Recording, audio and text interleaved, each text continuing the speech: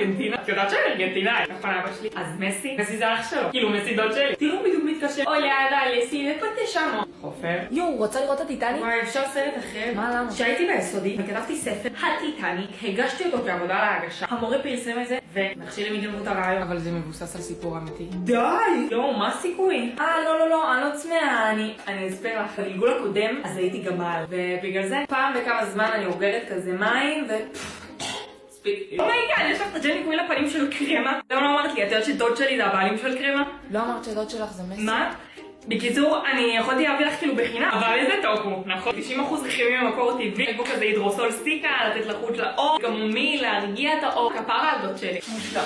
תגידי איזה צבע קליפס הזה, אדום? ירוק. את פשוט לא יודעת את זה, אבל אני עוברת צבעים רק לירוק. רק ירוק אני לא רואה. את כל הצבעים אני רואה, רק ירוק אני לא רואה. זה מחנה נדירה. אני נדירה. אני חייבת ללכת. כן, פשוט האוטו שלי, אז הוא לא עובד אחרי השעה 9. כן.